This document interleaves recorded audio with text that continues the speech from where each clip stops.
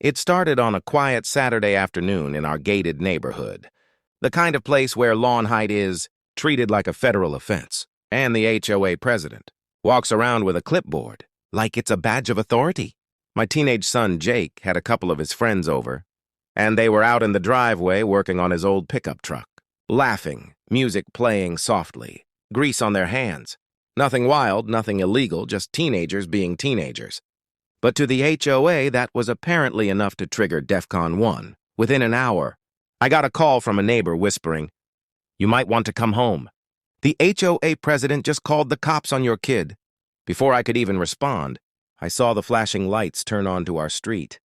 2 patrol cars rolled up like they were responding to a burglary in progress. Jake looked confused, nervous even, as officers stepped out and started questioning him about unauthorized vehicle repairs and suspicious activity.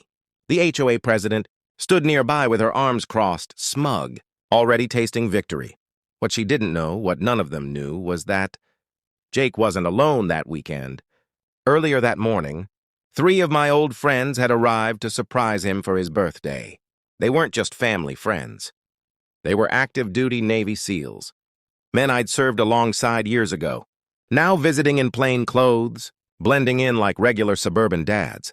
When they heard raised voices outside, they stepped onto the porch quietly, assessing the situation out of pure instinct. The energy shifted instantly.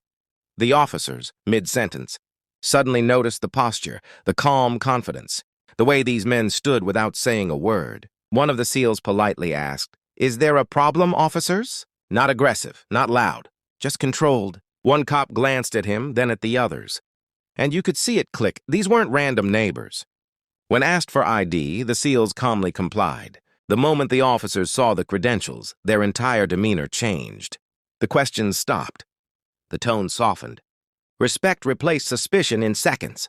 The HOA president's smile slowly faded as she realized something had gone very wrong for her little power play. The officers turned their attention back to Jake and apologized for the misunderstanding, explaining they'd been called under the claim of potential criminal behavior. One of them even crouched down and told my son he'd done nothing wrong. Meanwhile, the SEALs didn't boast or threaten. They didn't need to. Their presence alone spoke volumes.